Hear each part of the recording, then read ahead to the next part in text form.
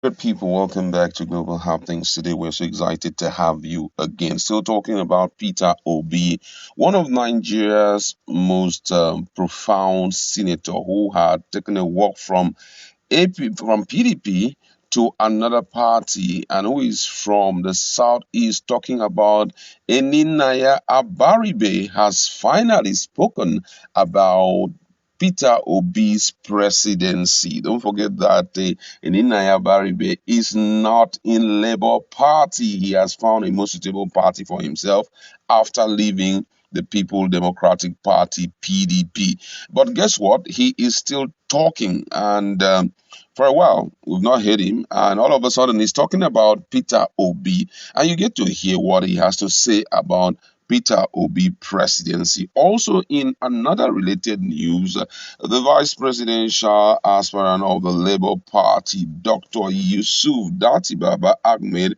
has taken out time to talk about presidency, Nigerian presidency, and he has made a very profound statement, which we are going to be looking at also in a jiffy, and has also said a very strong word concerning Buhari's administration. We'll be taking a look at those two news in a jiffy. But before we do that, if you've not subscribed to our channel, please do well hit on the red subscribe button and also the bell icon so that you can get notification anytime we publish our news. Now, according to the news, the Peter Obi phenomenon seems to be rattling politicians in other political parties too. One of them is Senator Eninaya Abaribe, who is not a member of Obi's Labour Party. According to him, the Obi movement is so strong that he cannot ask people not to vote for him. Abaribe observed that Obi was frustrated out of the People Democratic Party (PDP), just like himself, but noted with delight that progressive Nigerians who want a new and better country are now rallying support for him. Hmm. He said there is no gainsaying the fact that Obi has galvanized interests of people not just in Igbo land but across other geopolitical zones. He has revolutionized the system. People are now saying, let's now go and vote. According to him, he said people who has lost interest before are now showing interest in voting. Though I am in a different party, the truth is that it will be difficult for me to say don't vote for Obi. In fact, some parties have already adopted him. They tell people for presidency, vote for Peter Obi, and then for other positions, vote for our party.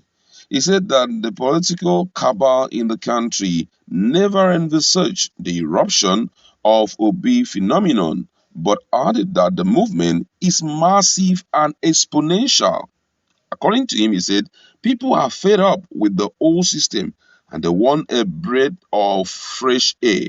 They have seen Obi as somebody that will bring the fresh air, and that is why they are rallying behind him. If he wins, it will bring a paradigm shift to the system. Meanwhile, in another related development, Dr. Yusuf Dati Baba-Ahmed has made a very controversial statement. Fairly recently, he has been involved in so many statements that points to the fact that Nigerians need a better government and a better leadership than the one that Nigerians are currently seeing. In a tweet that he made today, and I quote, he said, Nigerian presidency is not an inheritance.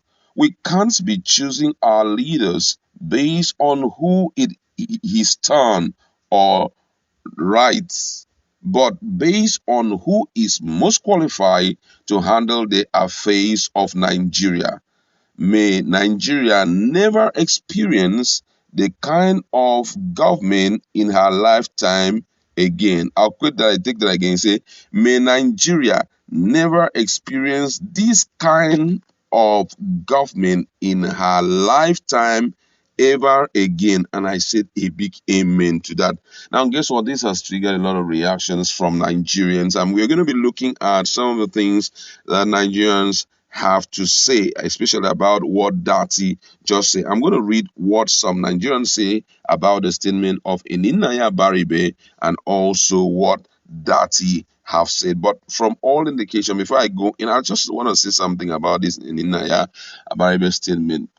Peter Obi, for everyone who is expecting a change in the style of leadership that we have seen thus far in the country, will not doubt or will not question the emergence of Peter Obi, and that's the truth. Now, Peter Obi has been one personality that has almost the answers to virtually all Nigerian problems. Yeah, we know that it wouldn't be a sudden flight from the downhill that we have found ourselves to an upward stage. No, it's not going to be a sudden flight from the valley down to the mountain top. But the truth remains that we are going to see considerable difference in the next 4 years if this man is given a chance to lead the country. Already, it's very visible that he has all it takes to handle a country like Nigeria. Because if there's anything that made me not to or think of voting for Peter Obi is number one, because Peter Obi did not get involved in dollarizing or naira or spending naira on electorate.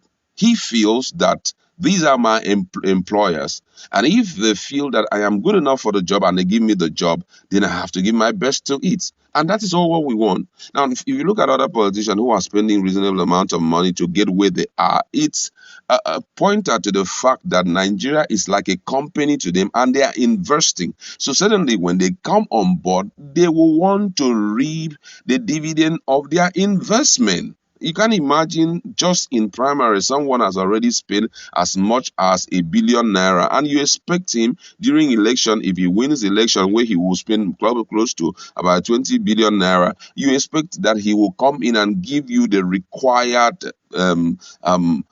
solution to your needs. That's not possible. You understand? So, Peter Obi, if you are factual and you want to think straight and you want to accept the truth, he is the ideal person for this particular election. And why is it that he is not even looking at himself as, I'm from the Ndibos, I should be the next person to lead. He's telling you that don't vote for me because I am an Ndibo. Neither would you vote for me because it is Southeastern. Vote for competence. Vote for quality. People who have great track record that can help to change the narrations of Nigeria. Vote for people that you can foresee their manifesto, or you can see their manifesto and you know what to expect when they come on board. Vote for my past, what I have done in the past and all of that. So you now see that Nigerians really know this is how to solve it. There's a particular statement I heard from the Omega Fire Ministry man, that's the overall, when he was making a statement about these, issues about him getting involved with with Nollywood stars and all of that. And there's something very striking about his statement. He said that Nigerians are the one causing the problems that we find ourselves. That it is not politician that hijacks the ballot box, it is actually Nigerians that go to hijack the ball. That every government that comes on board is a proof of the kind of people that have employed them. And I listened to the man's statement. I said, what this man is saying is actually true.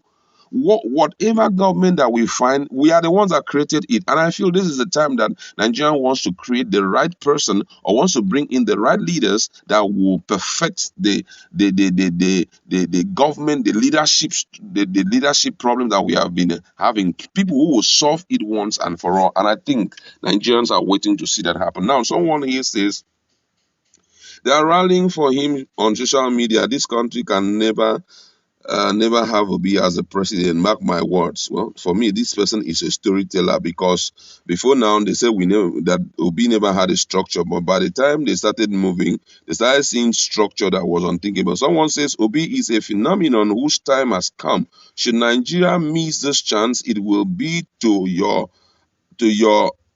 to your tent, O Israel, God forbid. And that is absolutely true. Someone says, Senator Abaribe, you know that you supposedly should be in Obi's camp because you are always the people's senator. I beg, forget party politics and join the Nigerian masses to help retire all these old wicked politicians. Kindly be obedient and be useful. People are begging him also to be a part. He's already a part, but the only thing he also has his own destiny to run. Now, talking about what Dati has said, Dati made some statement which we have already heard, talking about even praying for Nigeria that may Nigeria never experience this kind of government in her lifetime ever again. People have talked, a lot of people have reacted. This one they say, I truly believe in what you said. There should be a performance quality over a period of time on a specific objective that we can measure them with.